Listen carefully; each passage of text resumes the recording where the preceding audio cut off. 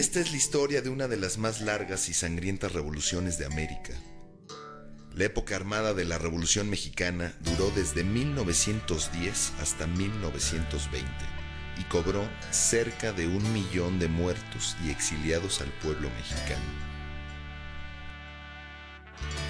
Hombres, mujeres, niños, campesinos, obreros, militares, burgueses, hacendados, políticos, todos por igual lucharon en contra y a favor de un poder central para crear el país que hoy conocemos.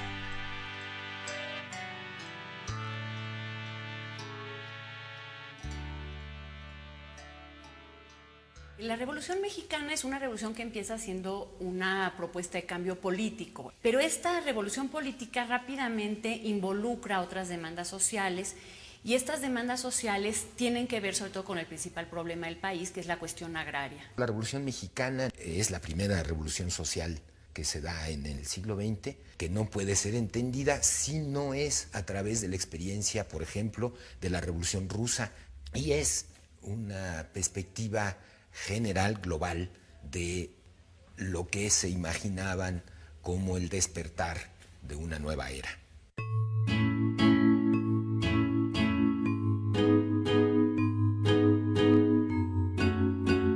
Quizás algunas de las razones de la revolución haya que buscarlas en el gobierno de Porfirio Díaz. Este general del ejército mexicano fue candidato a la presidencia 2 veces, en 1867 y 1871. Derrotado en ambas ocasiones por Benito Juárez, tomó el camino de las armas, fracasando su primer intento en 1871.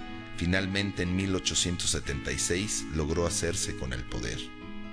De esta forma, dio inicio a un nuevo periodo en la historia de México, que duraría más de 30 años y que se llamó el Porfiriato. La dictadura de Porfirio Díaz había sido un fenómeno degenerativo en el que cada vez más y más se consolidaba no solo un poder unipersonal, piramidal, sino además una serie de situaciones de superexplotación y abuso vinculadas a esta estructura del poder. Porfirio Díaz gobernó el país ayudado de un grupo de políticos a los cuales el pueblo denominó científicos, por apoyarse en métodos racionales para la administración del gobierno. Estos científicos poseían un espíritu opuesto al de los militares que habían ayudado a Díaz a obtener su poder.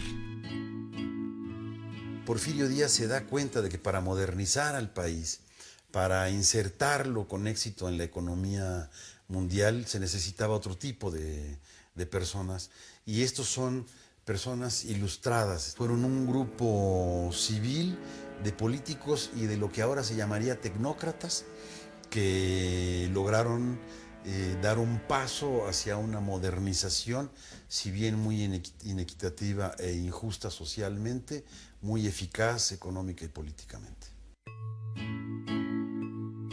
En 1884, Porfirio Díaz hizo modificar la Constitución para poder reelegirse y así perpetuarse en el poder.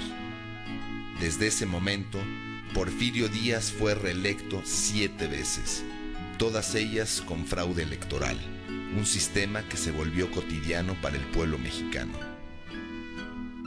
El porfiriato se impuso para eliminar y controlar cualquier tipo de disidencia política que pudiera surgir en el país.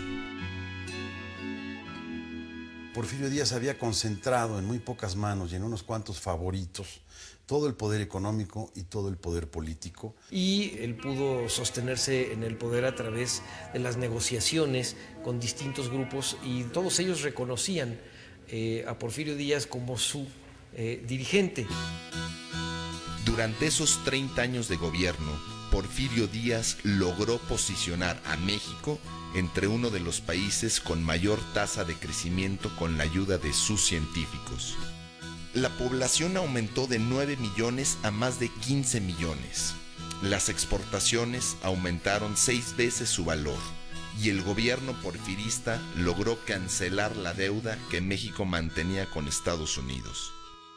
Porfirio Díaz, en sus 32 años de gobierno, promovió el desarrollo económico, creó un mercado interno, pero esto no se tradujo, no se desdobló en un bienestar para el resto de la población. Entonces, lo que tenías era un pequeño grupo de privilegiados muy rico y un gran país muy pobre.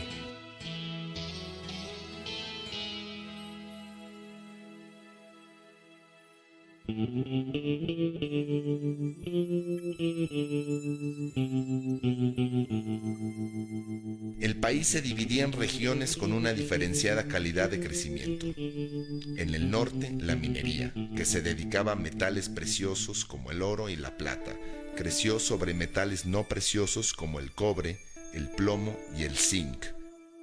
En el centro-sur, las industrias agrícolas y textiles crecían en gran medida. Y en la región de Yucatán, el Enequén se volvía la fábrica principal de hilos y sal. Toda la economía crecía debido al aporte de empresas extranjeras. El ferrocarril, manejado por capitales extranjeros, extendió sus redes hacia todo el país, especialmente el norte, donde estaban los yacimientos mineros. Estas redes iban directo a los puertos y en algunos casos incluso cruzaban hacia los Estados Unidos, uno de los principales países con intereses en México. Se hicieron adelantos tecnológicos y la mecanización de las manufacturas sirvió a la industria agraria. De esa forma, las haciendas crecieron tanto en tamaño como en población. Debido a la ley de desamortización de tierras, las comunidades indígenas fueron perdiendo sus campos que fueron comprados a muy bajo costo por las haciendas. Así los campesinos tuvieron que emigrar hacia otras regiones para conseguir trabajo o mudarse dentro de las haciendas donde se colocaron como asalariados por casa y comida.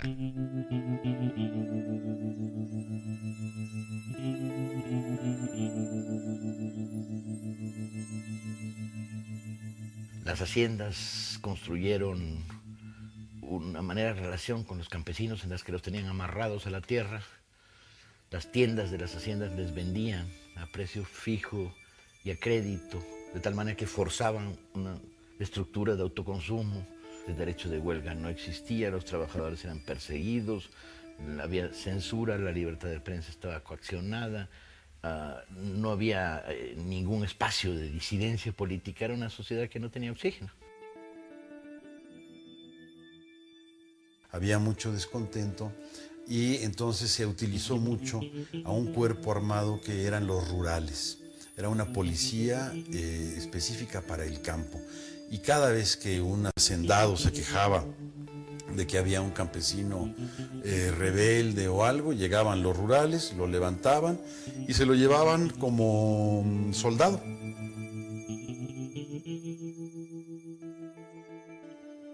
Pero había algo más. Mi padre vivía en lo que era propiedad de la hacienda.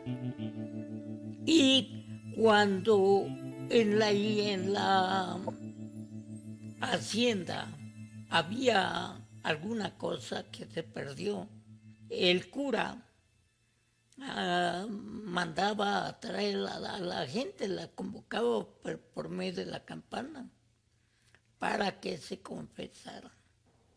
Pero si el robo era fuerte, el resultado era que a deshoras de la noche la policía se metía a la casa del supuesto delincuente, lo colgaban, lo dejaban muerto colgado en algún árbol a la orilla del camino. ¿Para qué? Para escarmiento, para que los demás no hicieran robos. Era la forma de dominio de la mente, para que el pueblo siempre estuviera temeroso.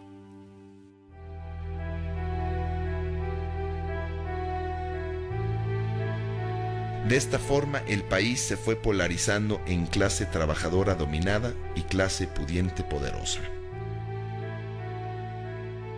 Fundamentalmente, las características de peonaje, esclavitud, condiciones asalariadas y de trabajo insufribles muestran el caldo de cultivo que era el porfiriato para una respuesta revolucionaria a una condición insostenible al interior del país. Empezaron a surgir hombres valientes. Fue el inicio del descontento generalizado, lo que dio motivo a que se empezara a pensar en un movimiento armado.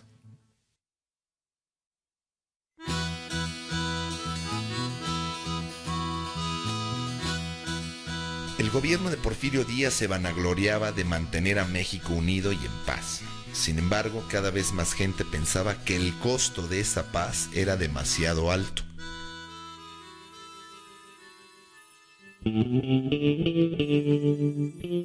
Los primeros en pasar de la crítica a la acción fueron los hermanos Flores Magón, políticos y periodistas originarios de Oaxaca.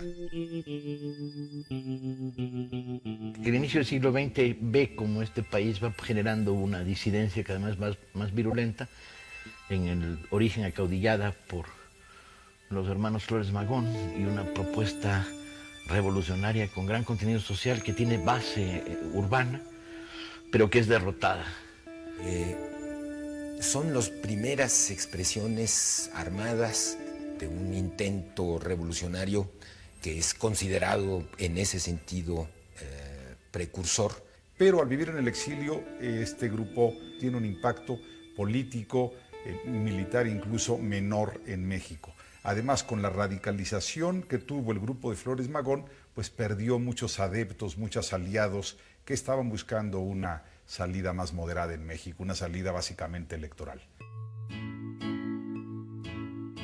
En 1908, el presidente Díaz fue entrevistado por James Creelman, un prestigioso periodista estadounidense del Pearson's Magazine. En esta entrevista, Díaz reconocía que el pueblo ya estaba listo para elegir sus propios gobernantes y que él se retiraría al finalizar su mandato. Esto renovó las esperanzas de todos aquellos que anhelaban con fervor un cambio. Tanto los campesinos como la élite norteña veían con malos ojos el gobierno del dictador, un gobierno centralizado que imponía a sus gobernantes en los estados del país y que no permitía el ascenso político de ninguna clase. Los miembros disidentes de la clase alta y de la clase media intentaron limitar la influencia que ejercían los científicos sobre Díaz y propusieron a Bernardo Reyes para la vicepresidencia en 1910. Bernardo Reyes fue el militar más importante dentro del aparato de gobierno porfirista. Sin embargo, cuando Porfirio Díaz elige como su vicepresidente, y esto es como su heredero, a un miembro del grupo científico, los reyistas primero se enojan, se desilusionan y convierten su postura en una lucha, digamos, de oposición dentro del régimen. Conforme avanzó el tiempo, se fueron radicalizando y para 1908, 1909 representan la principal oposición al gobierno de Porfirio Díaz. Pero algo más importante, pasa de ser su principal hombre militar, el jefe nato del ejército porfirista, para convertirse en un muy importante opositor electoral.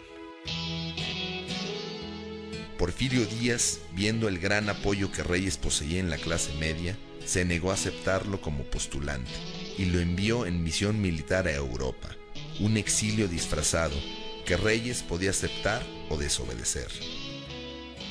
Bernardo Reyes aceptó una comisión que le impuso Porfirio Díaz para ir a estudiar a Europa asuntos militares. Era una reacción obvia por parte de Porfirio Díaz porque temía equivocadamente que Reyes era su principal enemigo, la mayor amenaza.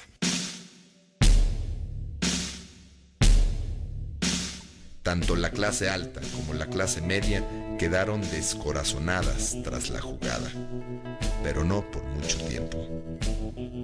En el norte del país, en el estado de Coahuila, haciendo eco al reclamo de la élite del lugar y aferrándose a lo que de cierto pudieran tener las declaraciones de Díaz al periodista norteamericano, un hombre escribió el libro La sucesión presidencial en 1910. Ese hombre, Francisco Ignacio Madero, era un empresario agrícola y político coahuilense, nacido en el seno de una familia acomodada. Madero pertenecía a la que quizás era la familia más rica de México y más moderna, porque tenían haciendas, pero tenían también industrias, tenían inversiones financieras y eran consentidos del régimen. Entonces nadie hubiera podido pensar que Madero, hijo de esa familia, podría haber sido un revolucionario. Francisco I. Madero es, además de miembro de esta familia, es un liberal. Él se fue a educar a Europa, se fue a educar a Estados Unidos. Además, regresó simpatizante de las corrientes espiritistas. Entonces Madero, a través de un experimento de medium, escribió la frase amarás a tu prójimo como a ti mismo, y él dice, eso lo cuenta en sus memorias, cuenta que en ese momento él entendió que tenía que dedicarse a la política, porque para que el pueblo mexicano pueda evolucionar espiritualmente, necesita primero ser libre, y para ser libre se necesita la democracia. Tras las declaraciones de Díaz y la publicación de su libro, Madero creó el partido antirreeleccionista para competir contra el mismo presidente Díaz, que ya había cambiado de opinión y volvía a presentarse en las elecciones. El partido antirreeleccionista recibió el apoyo de los reyistas desilusionados. Por primera vez a lo largo de sus 30 y tantos años en el poder, Porfirio Díaz enfrenta una oposición auténtica. Esto es muy importante porque no solamente le dieron un mayor número, un crecimiento estadístico al antirreeleccionismo, sino que le dieron cuadros que provenían del sector político, cuadros que tenían experiencia. Entonces dejó de ser un movimiento de la sociedad civil inexperta, ajena al proceso político, y se acordó que se iría de gira por diversos puntos del país, prácticamente atravesar el territorio nacional, para organizar clubs antirreeleccionistas. Él, entre 1905 y 1909, establece contacto con personas independientes de todos los estados y va levantando muchas simpatías. Madero era una persona de muy poca estatura, de voz chillona, y sin embargo con un carisma fuerte, acompañado siempre de su esposa. Entonces tiene una red de personas con las que está carteándose constantemente, buscando apoyo para poder organizarse en 1909 de manera nacional. Pero Francisco Madero pretendía conseguir para su estado la autonomía local que el gobierno central impedía al imponer los gobernantes desde la Ciudad de México. Una vez lograda la autonomía, Madero planeaba acceder al poder político. Porfirio Díaz al principio pensó que Madero no sería problema y que con las elecciones arregladas ganaría tranquilamente. Pero el opositor seguía ganando adeptos y en su paso por la ciudad de San Luis Potosí, el gobierno decidió apresarlo bajo los cargos de conato de rebelión y ultraje a las autoridades. Así, en la cárcel, Madero no podía ser electo. Madero permanece en la cárcel y entonces él se da cuenta de que pacíficamente por medios legales no puede lograr nada. Y en esas circunstancias Madero va pensando cómo rebelarse.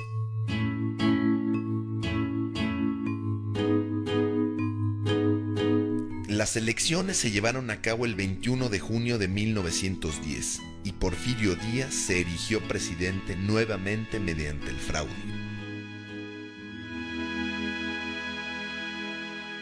Esas elecciones son la muestra de que no hay una salida política electoral a la dictadura porfiriana y eligen el camino insurreccional.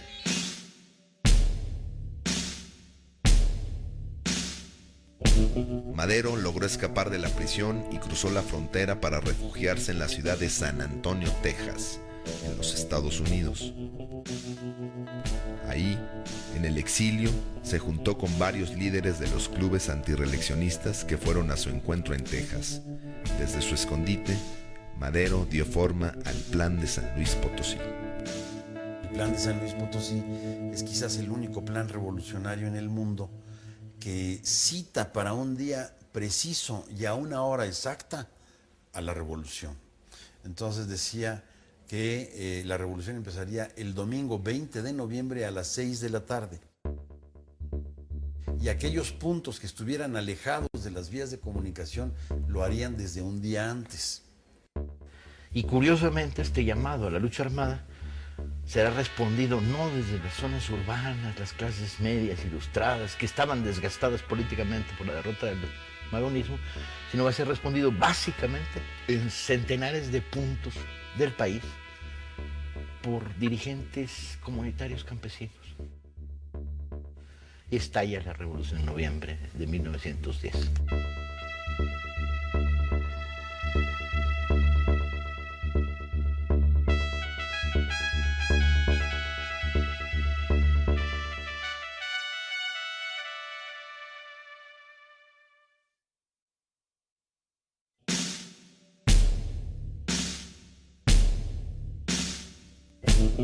Desde la entrevista que Porfirio Díaz otorgara a Krillman, los ánimos del país habían ido cambiando.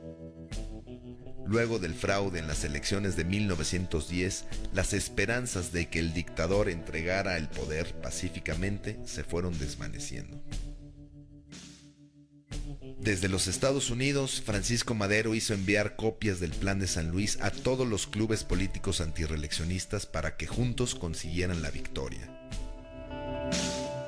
Madero llamó a las armas y quienes acudieron a su llamado no fueron sus antiguos simpatizantes, los miembros del Partido Nacional Antirreeleccionista, sino que los que aceptaron su llamado fueron grupos rurales concentrados en cierta zona del país que tienen otros objetivos. Les interesaba mucho menos la no reelección de Díaz que la consecución de la tierra. Al Plan de San Luis se adhirieron varios movimientos opositores al viejo régimen, entre ellos el grupo de Francisco Pancho Villa y Pascual Orozco en el norte del país, y el de Emiliano Zapata en el centro-sur. Emiliano Zapata was, you could say he was a campesino, a peasant, but not really. He wasn't one of the poorest. He wasn't a pobre. He was somebody who was more successful. So I would say sort of a middle-class ranchero type person, and so I think that helped him become a leader. And he was somebody also who traveled a little bit. He moved goods from different villages. And so he kind of had broader connections in that way that I think helped him when the revolution began. Emiliano Zapata, el caudillo del sur, fue uno de los líderes de la Revolución Mexicana. Nació en San Miguel Anenecuilco, distrito de Ayala, en el estado de Morelos. Ya en septiembre de 1909, los ancianos que componían el consejo regente de su pueblo habían reconocido que no se sentían capaces de sortear la crisis iniciada por la ley de desamortización, por la cual habían ido perdiendo sus tierras. Entregaron el poder a Zapata, quien fue electo presidente de la Junta de Defensa de las Tierras. Desde ese entonces estudió los documentos que acreditaban los derechos de los pueblos a sus tierras y se convirtió en dirigente agrario de Morelos.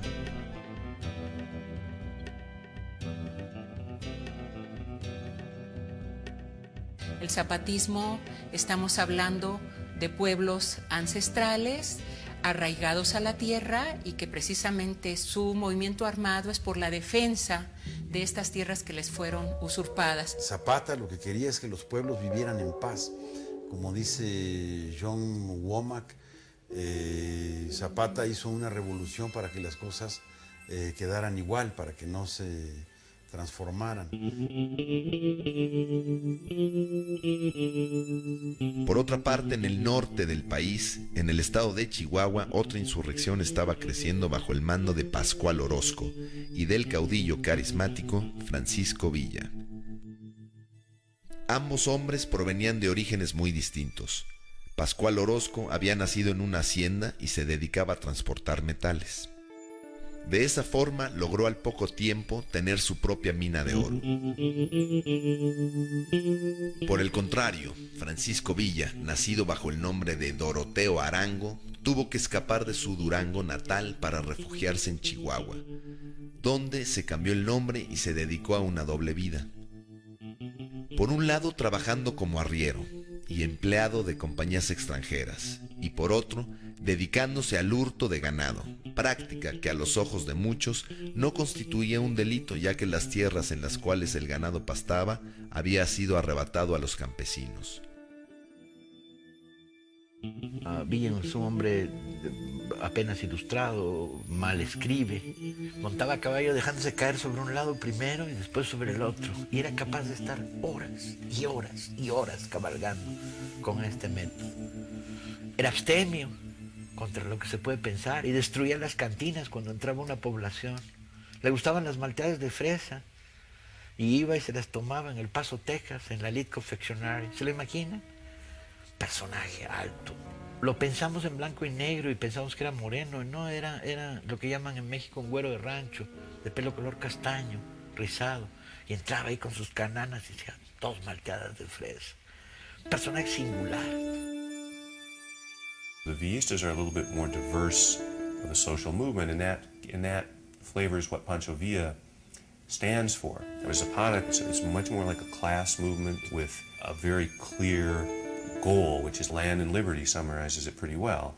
Pancho Villa never really writes down what he wants nearly as clearly, and so the historians argue, to what degree did he really want to do land reform? To what degree did he really care about various aspects of social reform? The similarities are that they both have a kind of small town or village, lower class connection. So they're both popular leaders, and in the big history of the revolution, they're the two that are become the most mythified in a way.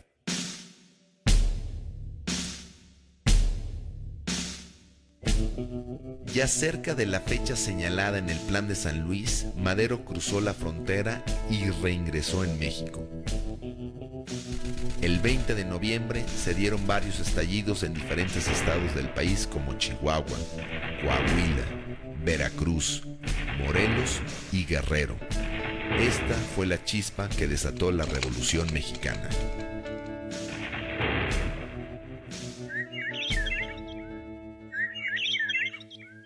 Zapata, dada el lugar, la región donde operaba más bien en forma de guerrilla.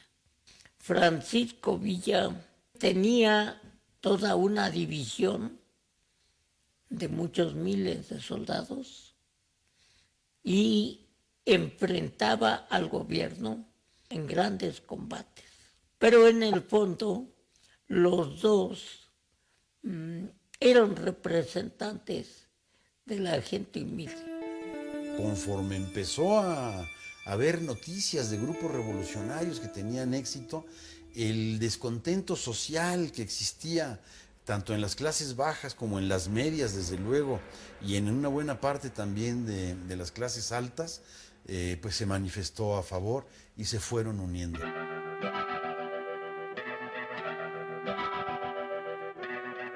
Al Plan de San Luis, los zapatistas se adhieren porque está la oferta de devolverle las tierras a los pueblos que hubieran sido usurpadas por los hacendados. La recuperación de las tierras de la que habla Madero, ellos la entienden como una reivindicación ancestral, nacido con la conquista, una asignatura pendiente que tenía 4 siglos y que era la reivindicación de los pueblos campesinos.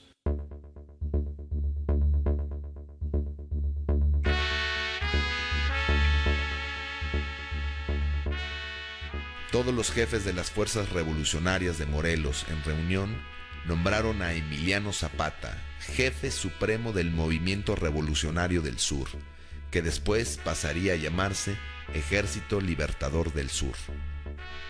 De esta forma, la figura y poderío de Zapata quedaban instaurados. Era el jefe de una de las zonas de guerra más estratégicas, dada su proximidad con la Ciudad de México, centro del poder político y por tener acceso a los caminos de entrada y salida al Distrito Federal.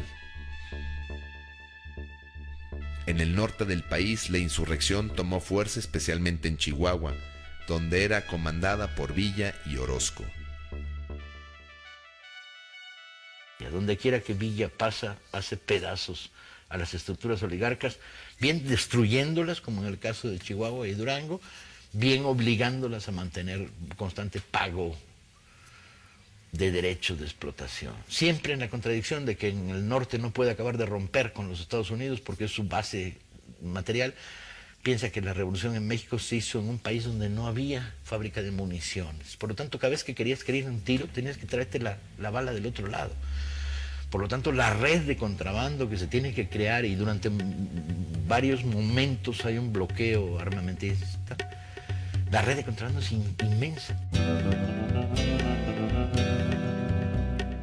Durante varios meses, los revolucionarios se enfrentaron al ejército de Díaz, hasta que Villa y Orozco atacaron y tomaron Ciudad Juárez contra las órdenes del mismo Madero. La toma de Ciudad Juárez es la batalla más importante de toda la lucha militar antireeleccionista en contra de Porfirio Díaz. El destino del país se juega en montones de pequeñas insurrecciones armadas, pero una sola batalla en el norte, en el extremo del país, en la frontera. Pareciera absurdo que una revolución se definiera en la periferia y no en el centro, ¿no? Pero así es. Fue así como la revolución fue nutriéndose de gente con, pues a lo mejor no muy clara la cuestión del objetivo de la revolución. Más bien era la inconformidad por la forma en que el hacendado y sus capataces trataban al pueblo.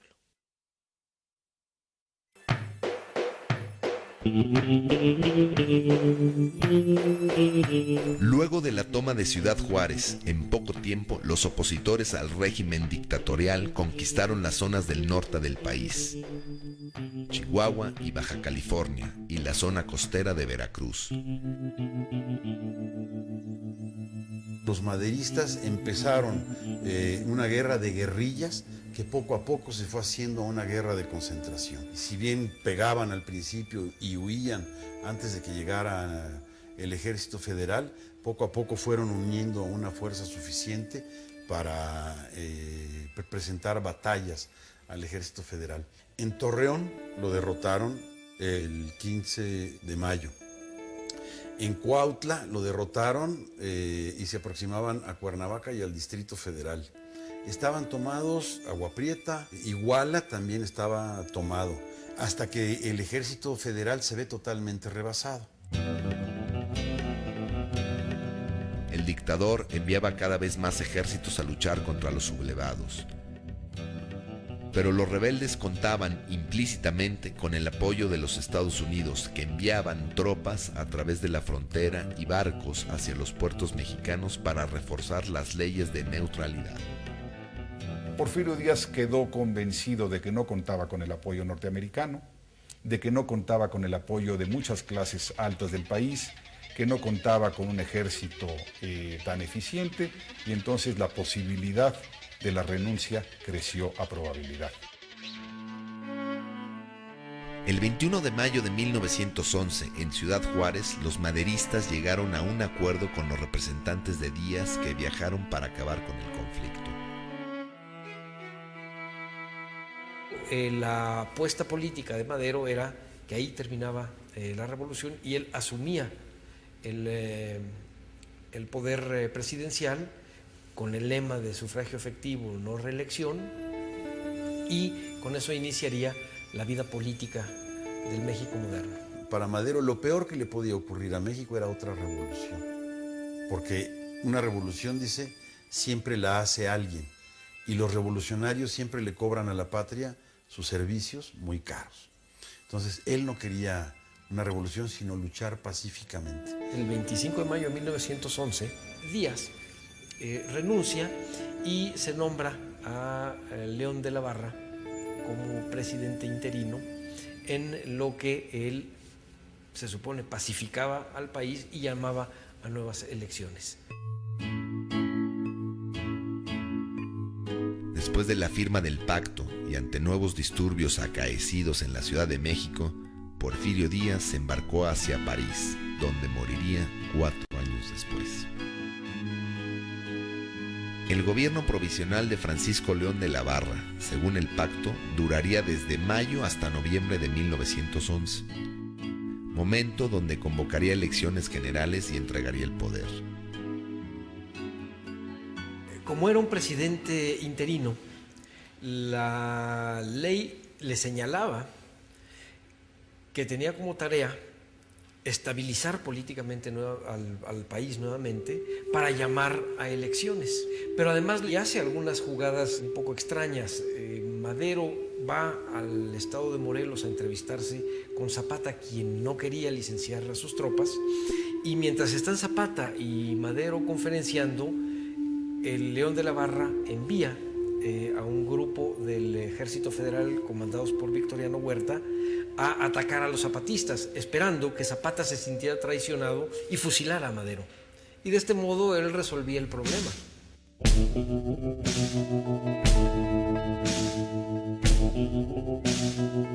El Ejército Federal, al mando de Victoriano Huerta, formó un cerco sobre Villa de Ayala, donde estaban los rebeldes. Ahí esperaron emboscados a que Zapata se rindiera y depusiera las armas como pedía Madero. El combate tuvo inicio a las 3 de la tarde y continuó hasta el anochecer, cuando Zapata pudo salir en retirada.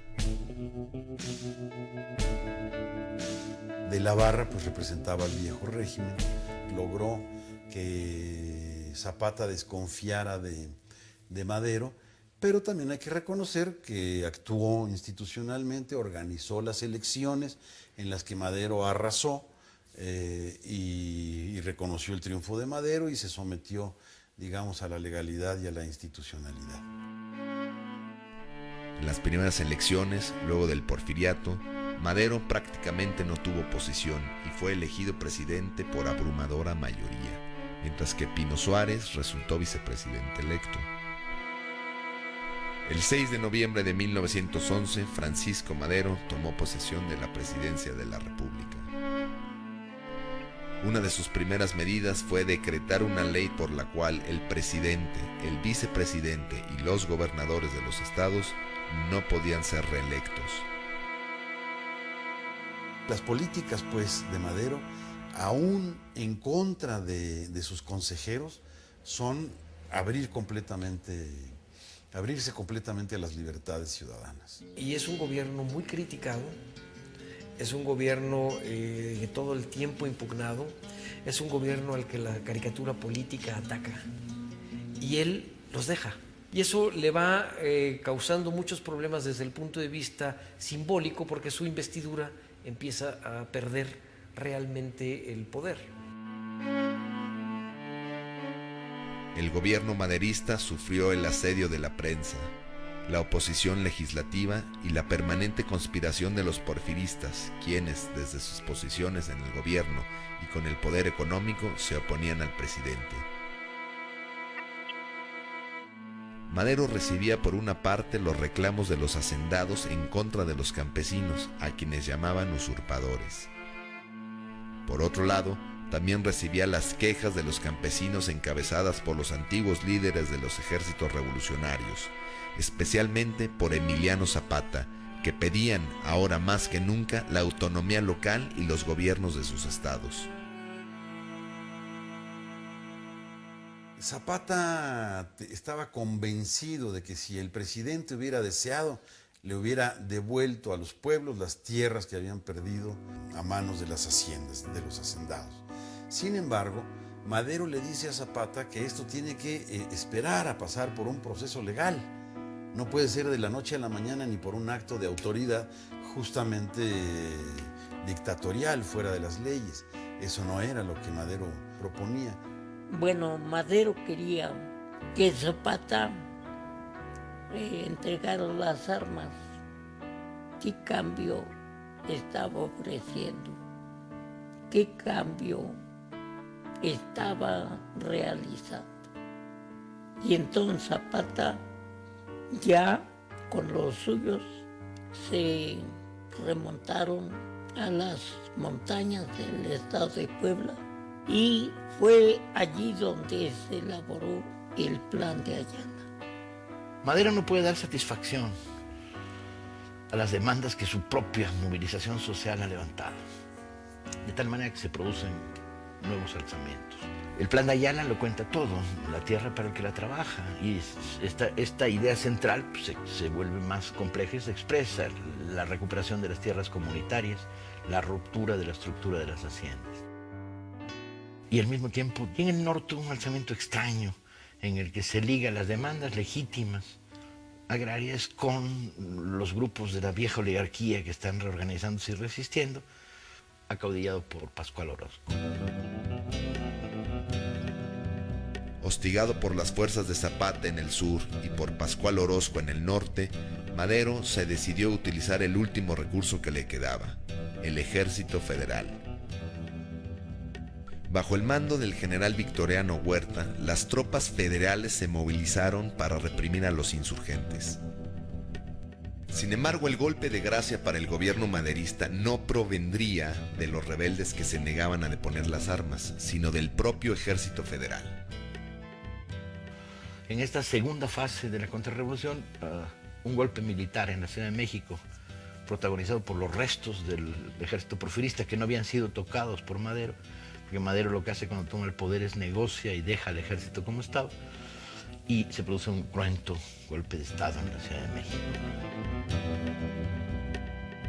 Entre el 9 y el 18 de febrero de 1913 se produjeron en la Ciudad de México sangrientos combates que dejaron centenares de muertos. Estos episodios fueron conocidos por el nombre de Decena Trágica.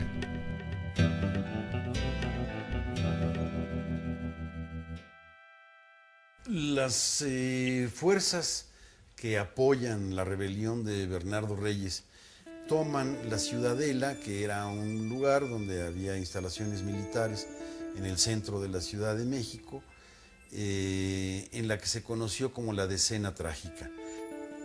Madero trata de sitiarlos y le da el mando de las tropas de la ciudad al general Victoriano Huerta, pero este general, a través de la embajada americana, entra en componendas con los rebeldes y apresa al presidente Madero con una jugada política, lo obliga a su dimisión y por tanto en su renuncia él llega al poder, y desde el punto de vista legal estaba todo aceptable, desde el punto de vista real fue un golpe de Estado. El presidente Madero y el vicepresidente Pino Suárez se encontraban detenidos esperando que Huerta decidiera qué hacer con ellos.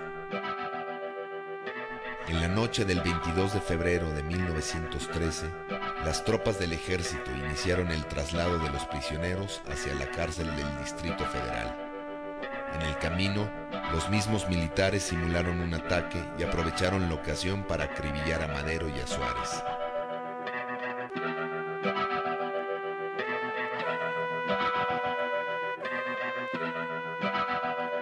La Ciudad de México y la prensa celebraron este asesinato planificado por Huerta, el nuevo presidente de la nación.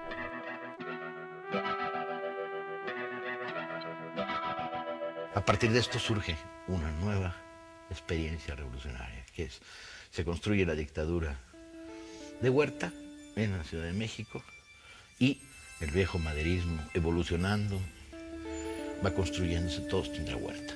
Ahora sí, la sangre corre de manera terrible. A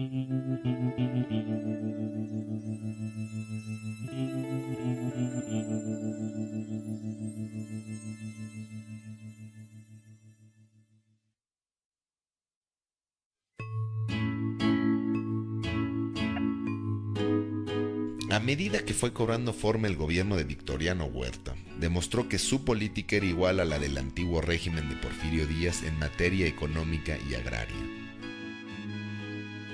Victoriano Huerta pidió empréstitos en el exterior, pero en vez de usarlos para ayudar a la economía del país que venía en picada desde el inicio de la revolución, grandes partes de estos capitales fueron destinados al ejército para aumentar su poderío y así poder hacer frente a las rebeliones que se avecinaban. Aquí es donde se dan las concentraciones y las organizaciones que van a ser paradigmáticas, las imágenes de la Revolución Mexicana, de grandes convoyes de ferrocarril, en donde en el techo van los revolucionarios acompañados de sus mujeres, las Adelitas, como se les conocía, son de esta etapa. Se forman grandes cuerpos de ejército y entonces sí hay grandes batallas, hay grandes combates, y es por eso que esta segunda etapa armada de la Revolución Mexicana es muchísimo más cruenta que la primera.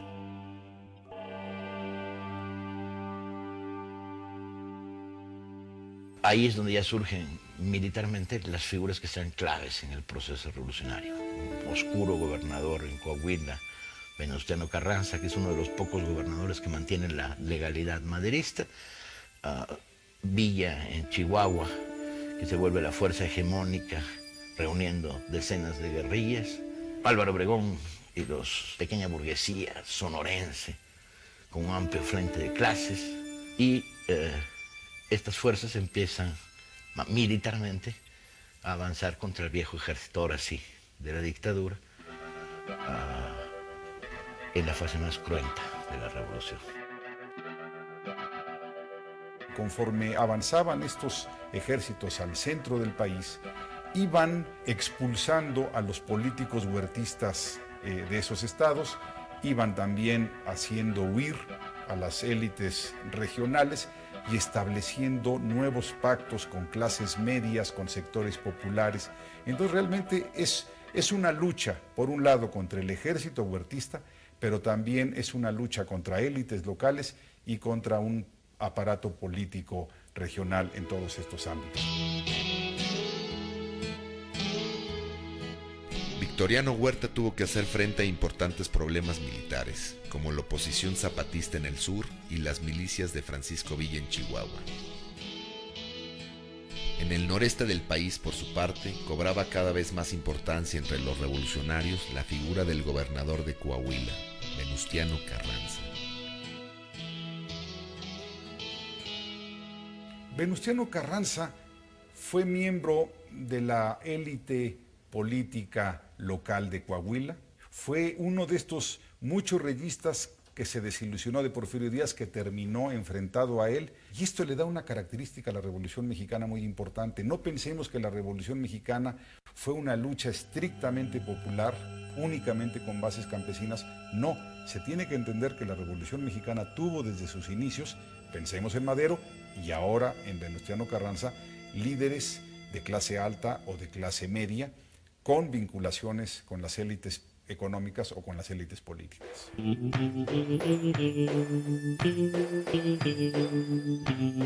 Desde el estado de Morelos, Zapata se carteaba con Villa para ponerse de acuerdo y derrocar a Huerta. Venustiano Carranza trataba de organizar el ejército revolucionario, aunque era receloso de los otros caudillos. Bueno, Venustiano Carranza lanza el plan de Guadalupe, que llama a pelear contra Victoriano Huerta para regresar al orden constitucional.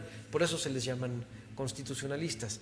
Alrededor de Venustiano Carranza llegan una serie de caudillos regionales, algunos de gran prestigio como Pancho Villa, y también hombres de una gran claridad política, tanto de centro como lo que conoceríamos ahora de izquierdas, y van conformando un grupo político en el cual Venustiano Carranza es el llamado primer jefe. Carranza logró atraer a Villa hacia sus filas, a pesar del carácter rebelde e insumiso del líder del norte. Zapata, por su parte, nunca reconoció a Carranza y continuó por su lado la lucha contra Huerta en el sur. Mientras la actividad zapatista afectaba directamente a la Ciudad de México, en el norte los constitucionalistas conseguían importantes victorias contra Huerta y avanzaban hacia el centro del país. Los constitucionalistas de Carranza contaban con el apoyo de otro actor político fundamental en la región, los Estados Unidos de América. Bueno, la relación de Venustiano Carranza con Estados Unidos varió a lo largo de los años. En un primer momento, digamos 1913, Estados Unidos ve a Venustiano Carranza como el líder de un movimiento que lo primero que controla política, social y militarmente es el norte del país. Y en el norte del país estaban concentradas las inversiones extranjeras norteamericanas.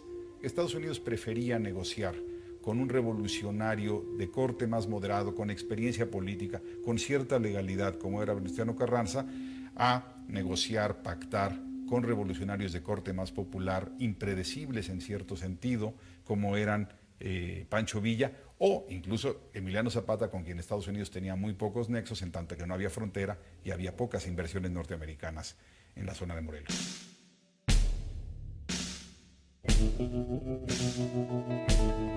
Con el pretexto de un incidente armado entre fuerzas huertistas y otras norteamericanas que vigilaban la zona petrolera de Tampico, el presidente de los Estados Unidos, Woodrow Wilson, ordenó la ocupación del puerto de Veracruz, que se consumó el 21 de abril de 1914, cuando una numerosa flota estadounidense atacó y ocupó esa ciudad portuaria. Las tropas federales huyeron 10 minutos después de que comenzara el bombardeo. La invasión de los Estados Unidos a Veracruz se da en abril de 1914 y tiene varios objetivos. Primero, Estados Unidos estaba perfectamente informado que había crecientes diferencias entre Venustiano Carranza y Francisco Villa. El riesgo que veía Estados Unidos es que el enfrentamiento entre Villa y Carranza creciera de tal manera que o empezara la guerra entre ellos, o que simplemente Villa decidiera ya no participar en la revolución en contra de Huerta. Cualquiera de las dos posibilidades iba a dar como resultado que Huerta permaneciera por un tiempo más largo al frente del poder. Un segundo elemento es que Estados Unidos estaba también perfectamente informado que venían armas desde Europa para el gobierno huertista. Entonces decide impedir la llegada de estas armas a Victoriano Huerta para luego decir: yo también colaboré en la derrota del huertismo, yo también colaboré en la instalación del nuevo gobierno y por lo tanto tengo derecho a exigir ciertas concesiones. Está pensando en sus inversiones y en la futura política petrolera.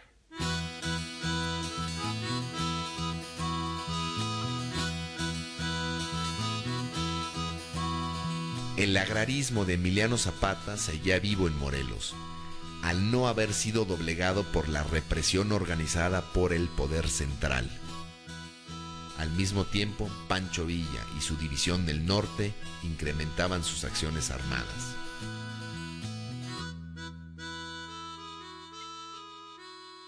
Los ejércitos constitucionalistas avanzaron sobre Ciudad de México con, digamos, 3 rutas. Una venía del noroeste, de Sonora, Sinaloa, siguió descendiendo por la costa del Pacífico, para luego en Jalisco más o menos torcerse y ya lanzarse sobre el centro del país. Otro ejército muy importante, el ejército constitucionalista del noreste, pues avanzó por esa zona, Nuevo León, Tamaulipas, entró al centro del país vía San Luis Potosí, y había una tercera fuerza muy importante, que digamos iba a descender por el centro, Chihuahua, Durango, Coahuila, Zacatecas, y de ahí enfilar hacia Ciudad de México. Este último grupo estaba encabezado por Francisco Villa.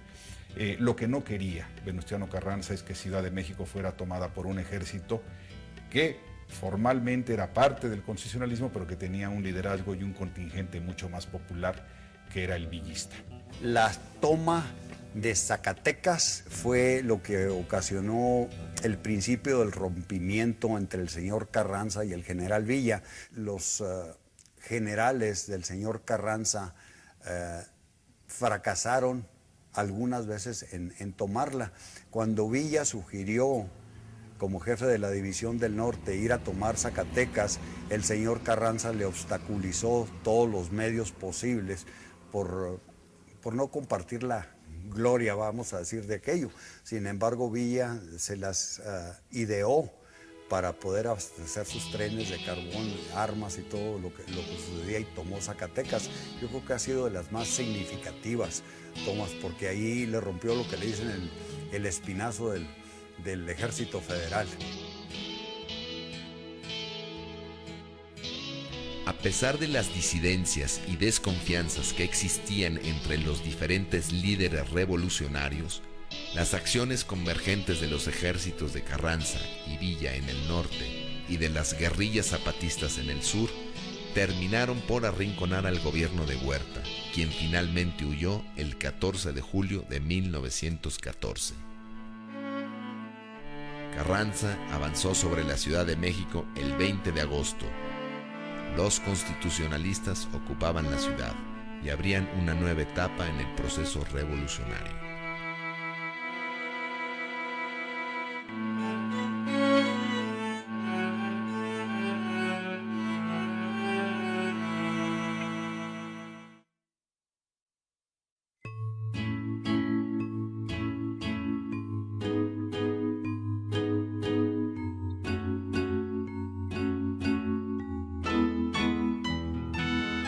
El 20 de agosto de 1914, Venustiano Carranza entró en la capital del país y asumió la presidencia provisional de la República.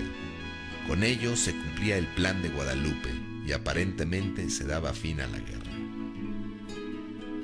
Al día siguiente, Carranza envió al general Álvaro Obregón a Chihuahua para negociar con Pancho Villa el reconocimiento de su gobierno. Ante los zapatistas asumió una posición semejante a la de Madero. Exigió el sometimiento incondicional. El Ejército Libertador del Sur, por su parte, refrendó su bandera de lucha, el Plan de Ayala, que decía que una convención de los jefes revolucionarios de todo el país debía elegir al gobierno provisional de la República. La posición de Villa y Zapata era ofensiva con Carranza, y esto anunciaba la futura contienda.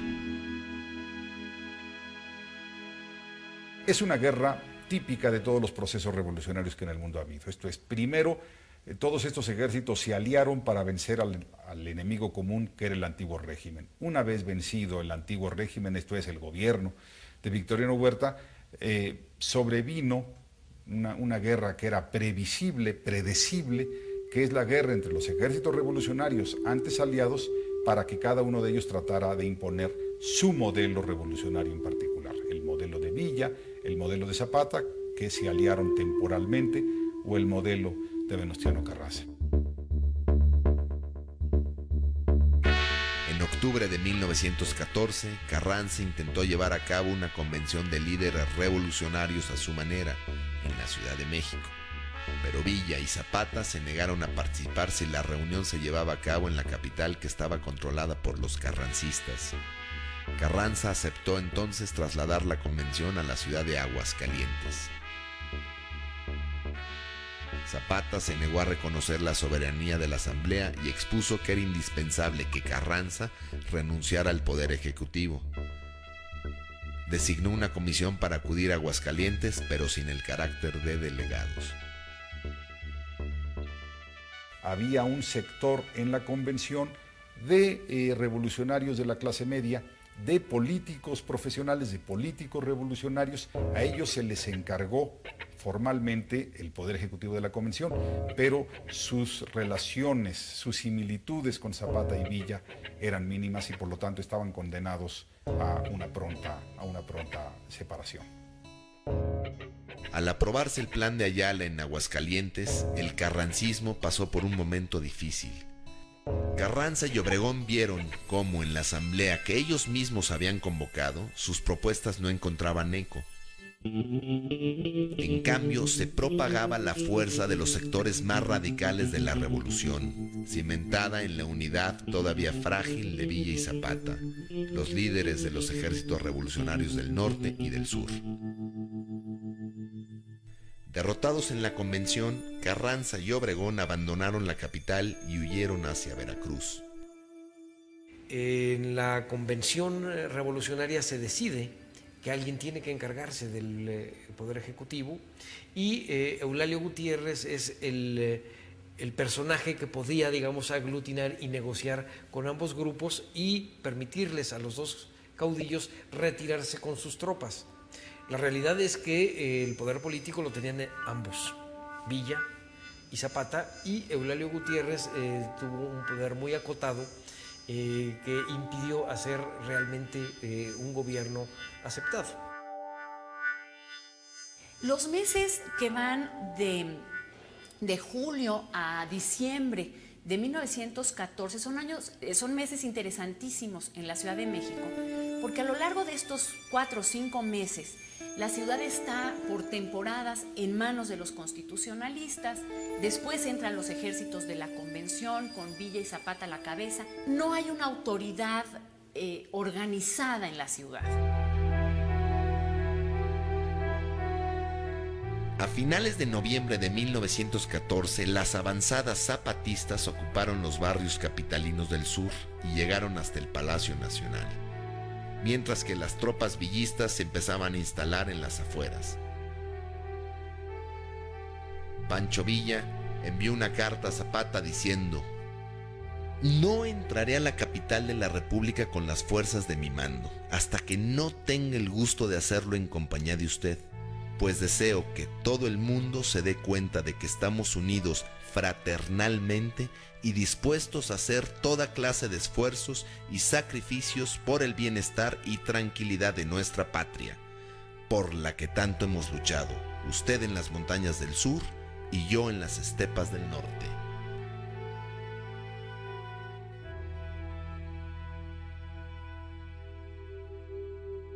En la Ciudad de México, el nuevo presidente provisional, Eulalio Gutiérrez, asumía el poder. Pero otra escena captaba la atención de la muchedumbre.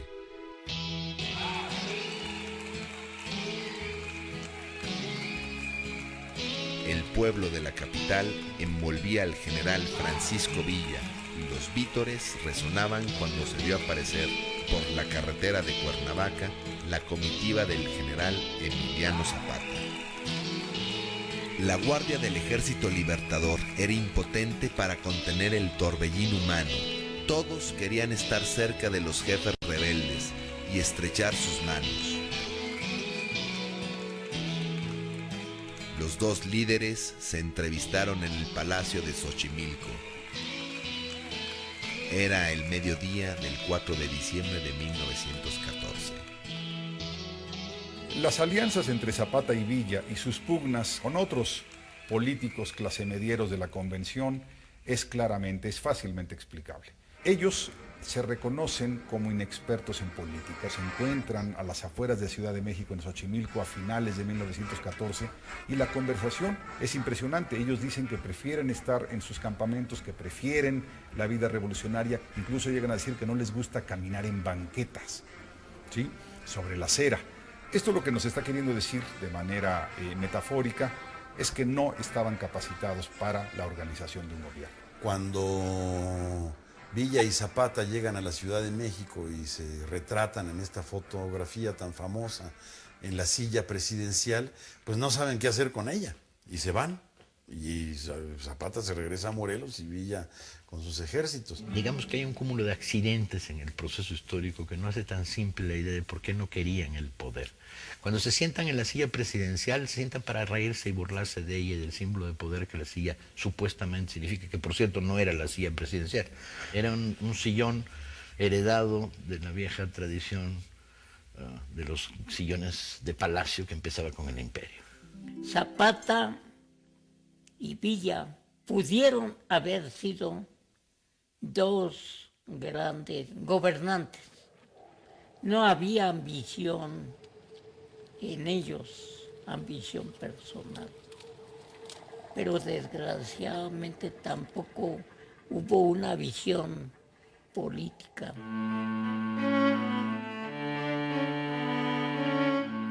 A pesar de haber sido elegido con el apoyo de Villa, Eulalio Gutiérrez consumó una nueva traición y comenzó a conspirar a favor de Carranza y Obregón. Enterado Villa de esta situación, volvió a la capital y obligó al presidente Gutiérrez a huir a escasas semanas de haber asumido. A principios de 1915, parecía que Villa y Zapata habían ganado la partida.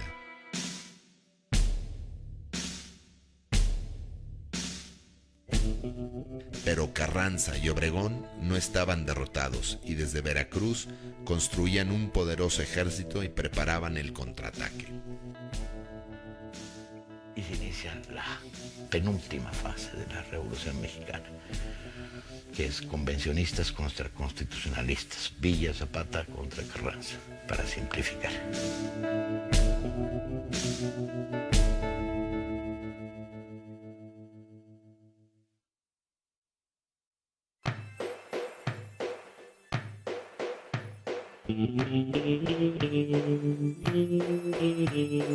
Tras la huida del presidente provisional Eulalio Gutiérrez, en enero de 1915, los villistas tomaron el poder de la Ciudad de México. Todo indicaba que el destino de la revolución quedaba en manos de Villa y Zapata. Pareciera ser que Pancho Villa y Emiliano Zapata han ganado la guerra y controlan al país, cuando en realidad Venustiano Carranza desde Veracruz empieza una labor, digamos, de guerra, en donde la política es un asunto importante y se empieza a llegar de aliados, de tal manera que los ejércitos populares quedan divididos, Pancho Villa en el norte, Emiliano Zapata en el sur, y el control de las zonas productivas más importantes van siendo ganadas por el mismo Carranza, hasta que deja a estos dos grupos simplemente como grupos guerrilleros. El principal general de Carranza, Álvaro Obregón, dio inicio a una campaña en el norte del país con el objetivo de destruir el ejército de Villa. Las operaciones militares duraron meses y trajeron consecuencias nefastas sobre una población que ya sufría 5 años de guerra continua. As time goes by, they're just not producing. The sugar industry is pretty well torn apart, and so and level of production is going down steeply, and population is going down a little bit too, but not as fast. Hubo escasez de alimentos porque los soldados de Carranza llegaban a las poblaciones, quemaban las trojas de maíz o asesinaban a la gente.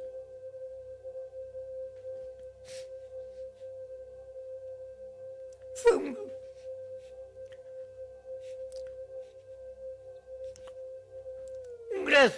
gran sufrimiento para el pueblo.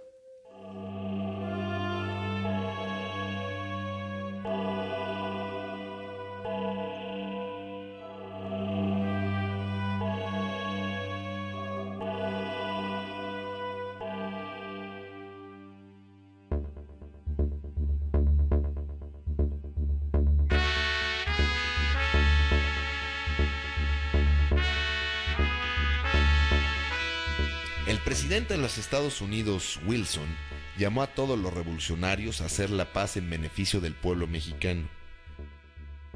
Villa aceptó inmediatamente el llamamiento a la reconciliación. Pero ahora los carrancistas tenían mejores razones para continuar luchando.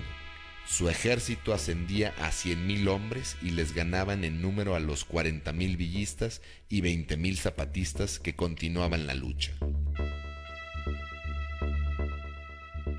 Entre abril y julio de 1915, los carrancistas derrotaron a los villistas en Celaya, Guanajuato, León y Aguascalientes. Aquí en Agua Prieta, Sonora, en la frontera de Douglas, Arizona, el gobierno americano deja transportar tropas federales para combatir al general Villa en Agua Prieta, y del lado americano ponen reflectores hacia el lado mexicano donde venían las avanzadas villistas, y fue una derrota total. De ahí hubo gran animosidad del general Villa porque lo estaban obstaculizando, o más bien estaban contra él. Los americanos cambiaron. Carranza, habiendo ganado poderío y con el gobierno de los Estados Unidos apoyándolo, invitó a los villistas y zapatistas a reunificarse bajo su autoridad. Ambos líderes se negaron a deponer las armas y la lucha continuó. Al mismo tiempo, Carranza publicaba su programa de gobierno, que proponía, además de la restitución de su poder como presidente, algunas de las reformas en materia agraria que hasta ese momento habían sido ignoradas por el carrancismo. Y entonces es en ese momento cuando Carranza abandona su postura de no atender las cuestiones sociales hasta el triunfo de la revolución para empezar a legislar en cuestiones que tienen que ver con estos conflictos sociales. El 6 de enero de 1915, Carranza hace la primera ley que atiende la cuestión agraria, y con esta empieza a arrebatarle sus banderas al zapatismo. Es decir, Carranza no solo atiende la cuestión agraria, sino que Carranza también tiene una política de Estado, cosa que no tiene Zapata. Zapata tiene una propuesta agraria, pero no hay proyecto de Estado. El gobierno de los Estados Unidos llamó una reunión panamericana con representantes de Argentina, Brasil, Chile, Bolivia, Guatemala y Uruguay para intentar solucionar el conflicto mexicano. El 9 de octubre de 1915, los representantes de los países americanos concluyeron que el partido de Carranza era el único que poseía los elementos esenciales para el reconocimiento como gobierno de facto en México. Con esta legitimización internacional, el gobierno de Carranza quedaba reconocido, mientras que los ejércitos de Villa y Zapata se veían reducidos nominalmente a simples rebeldes. Carranza comes to power in 1915 because his forces managed to beat, well, really they beat Pancho Villa. They beat the big battles that decide the revolution, and Zapata didn't really help with that. And so people argue and fight about whose fault that was. Villa didn't send weapons, Zapata wouldn't go out and fight. Las razones del triunfo de Carranza son múltiples y complejas, políticas, económicas, sociales, militares. Carranza calendarizó las actividades de su ejército. Primero dijo, vamos a vencer al villismo, que es el gran enemigo en términos militares, y dejemos para una segunda etapa a los zapatistas. Carranza contaba con por lo menos 2 o 3 ejércitos, Villa únicamente con su división del norte, que él la consideraba indivisible. Entonces, al obligarlo a enfrentar varios frentes, la eficiencia militar del ejército villista quedó hecha pedazos. So Carranza comes to power because Villa and Zapata don't cooperate so well, a little help from the U.S., and then having the best general, I think. The best military leader, it's not Carranza for sure, but it's his General Obregón, because he's just reading about strategy. He's a more educated man, and he applies the tactics of World War I. But also the thing that's important about Carranza's approach, and then even more about Obregón's approach, is that they're very good at building alliances, much better than Zapata and much better than Villa. Con el respaldo internacional y la preponderancia militar, Carranza tenía abierto el camino hacia la capital y hacia la presidencia. Villa, por su parte, se negaba a entregar las armas. Acusaba a Carranza de haber vendido a México a los Estados Unidos. Las fuerzas carrancistas siguieron combatiendo contra Villa, que disolvió su ejército y lo convirtió en guerrillas. Villa en su etapa guerrillera es mucho más radical frente a los Estados Unidos y dice cosas como hay que hacer una zanja de 500 metros que no pase uno solo, ¿no? Y cortarles el telégrafo para que ni siquiera puedan comunicarse con nosotros. Lo que provocará que Villa se vuelva él monstruo que los norteamericanos siempre necesitan para definir su política exterior. Entonces surgen los carteles de $50,000, Villa, Dead or Alive. Y todo este proceso se va construyendo en la propia historia de la Revolución Mexicana, la versión de los vencedores, la versión de los vencidos.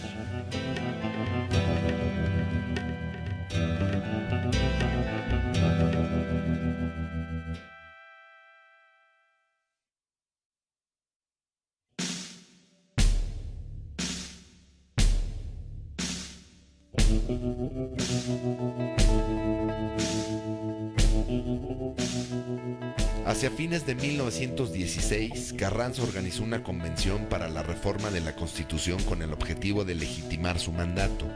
Los legisladores también buscaban terminar con las peleas de las diferentes facciones revolucionarias que, de no ser resueltas, continuarían cobrando las vidas de muchos de los grandes protagonistas de la Revolución Mexicana.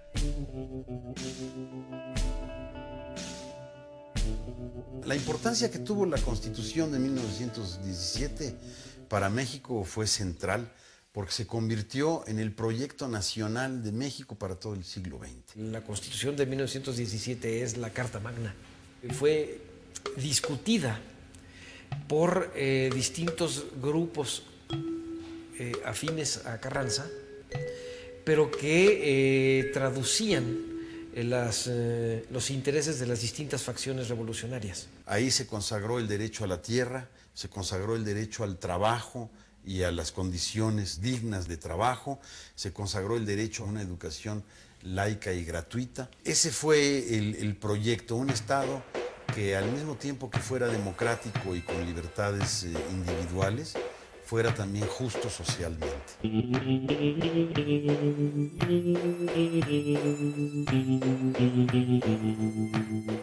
Promulgada la nueva Constitución, Carranza llamó a elecciones en las cuales resultó ganador. De esta manera, el 1 de mayo de 1917 prestó juramento como nuevo presidente.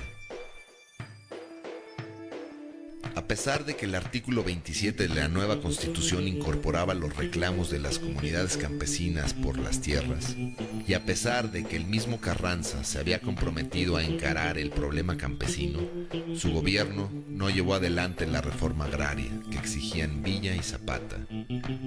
Durante su mandato, Carranza devolvió más tierras a los hacendados que a los campesinos. Por esa razón, tanto Villa como Zapata continuaron su lucha de guerrillas contra el poder central, aunque en condiciones cada vez más desfavorables. Zapata is desperate, really, because his movement is badly beaten militarily. So he's been, and for years after, he's looking for allies wherever you can find them, really. He's not picky, he's not particular anymore because he's losing and needs help from whoever he can get it from. En ese contexto, uno de los posibles candidatos a suceder a Carranza en la presidencia era Pablo González, era el encargado de perseguirlo en el estado de Morelos, a Zapata. Y Pablo González tiene un subordinado que se llamaba Jesús Guajardo, que finge rebelarse a Carranza para irse al norte y traer armas y apoyar a Zapata. Entonces Zapata no sabe qué hacer, algunos de sus hombres le dicen que no crea nada, otros estando en un momento de debilidad, una fuerza, un aliado así le caería muy bien, y entonces decide ponerse de acuerdo con él y quedan de verse en la hacienda de Chinameca para acordar ya los últimos detalles de esta alianza. Y Zapata va confiado a la hacienda de Chinameca y cuando va llegando ahí, soldados apostados en muchísimos lados les disparan a él y a las personas que lo acompañaban y lo asesinan a traición.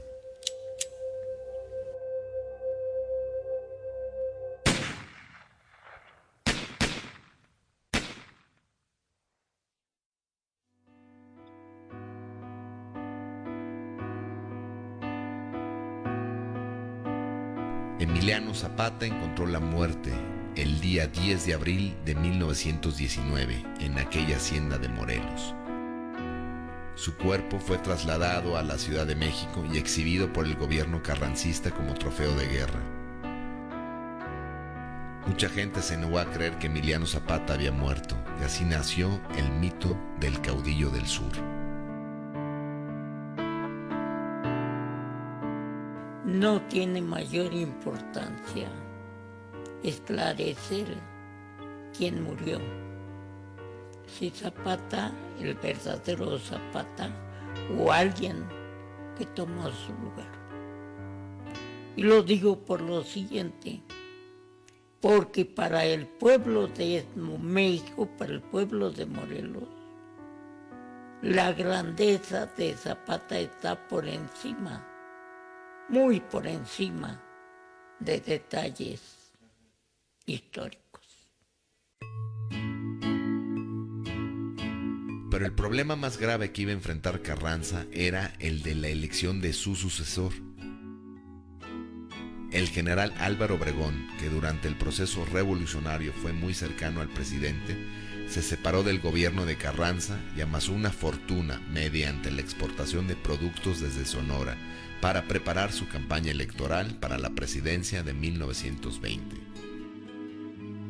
Cuando Carranza hizo evidente su intención de apoyar a otro candidato, Obregón lideró el levantamiento militar que obligó a Carranza a huir de la capital.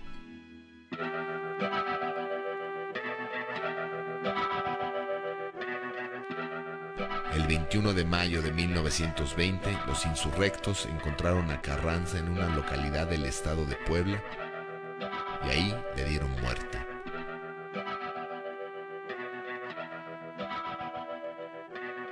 De esta forma, Álvaro Obregón se hizo con el poder. Uno de los apoyos cruciales que tuvo Obregón para llegar al gobierno fue el de los sobrevivientes del ejército zapatista.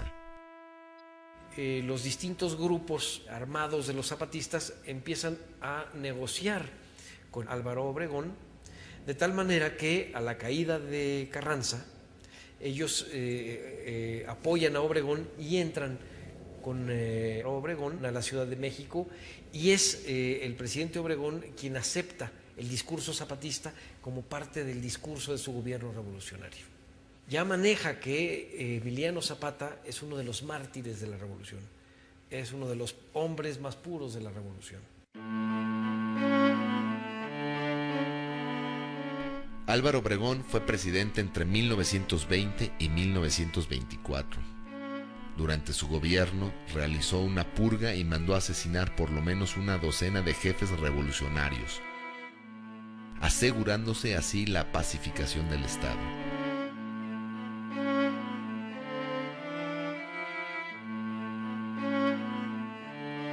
Junto a quien sería su sucesor, Plutarco Elías Calles, Obregón comenzó a tramar la eliminación del último gran líder revolucionario, Pancho Villa, el caudillo del norte, a pesar de que éste ya había abandonado las armas.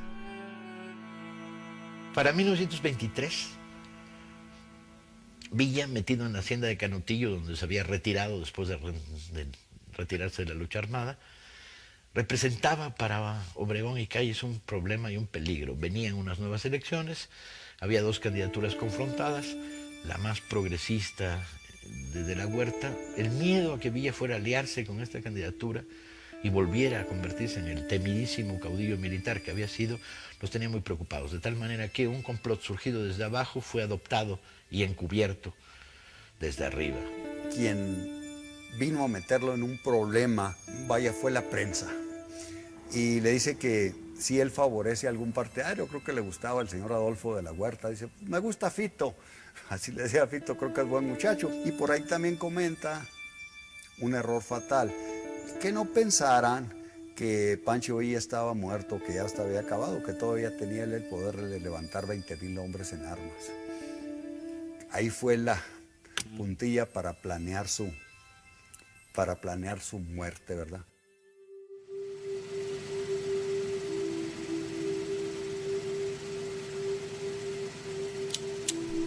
Mediante una emboscada organizada por la policía secreta, Obregón mandó matar a tiros a Pancho Villa.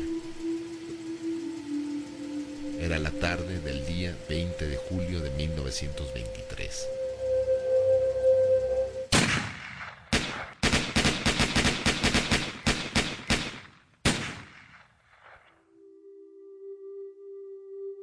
Villa salía de la ciudad de Parral, muy cercana a Canutillo. Le metieron 150 tiros al coche en el que viajaba. Se usaron rifles de alto poder y balas expansivas que en aquella época solo tenía el ejército. Los 9 asesinos, sus nombres se conocerían al paso de los años, eran pistoleros de pueblo, rancheros. Pero detrás del complot había un segundo piso con los ricos de Parral y detrás de ese un tercer piso, donde sin duda estaba involucrado Calles.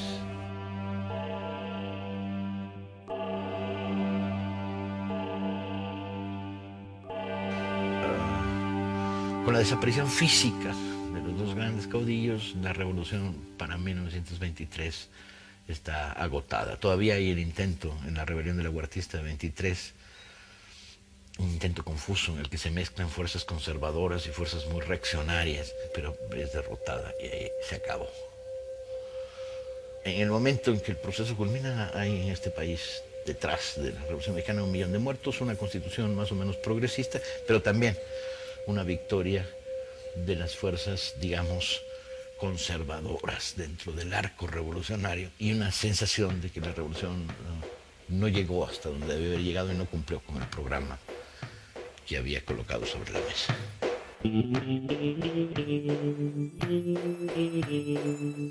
Con los siguientes mandatarios, la revolución entra en su etapa de institucionalización.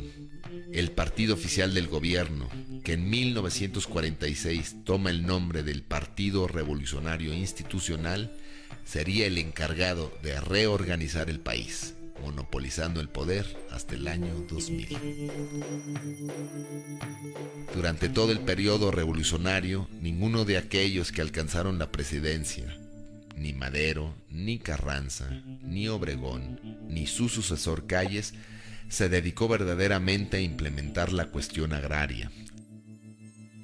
Hasta que en la década de 1930 el general Lázaro Cárdenas impulsó desde su presidencia el mayor reparto de tierras que se produjo en México desde el estallido de la revolución.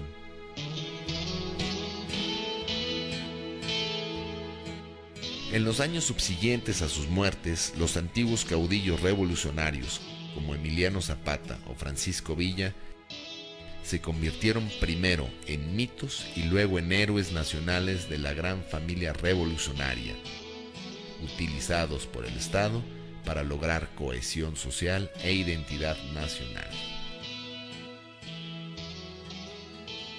A finales de los 20 y principios de los 30, el cine mexicano, la novela mexicana, la literatura, empieza a crear una imagen del villismo un tanto idealizada.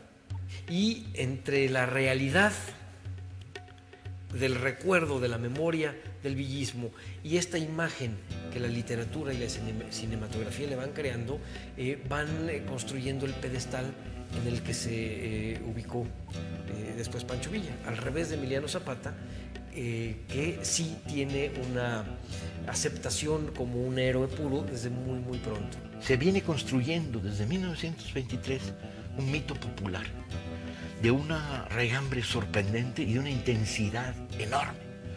Y este mito popular dice: perdimos, Zapata y Villa eran los nuestros. La revolución no ha terminado. Cada vez que tu patrón te mire feo y te escupa, viene Pancho Villa y le da 3 reatazos, se mete 6 tiros y se va bien contento. Esta es la estructura del mito que sociedades como las nuestras necesitan para defenderse de los horrores y los fantasmas y las miserias de las sociedades en las que vivimos. No es gratuito que esté ahí, está ahí porque se lo merece.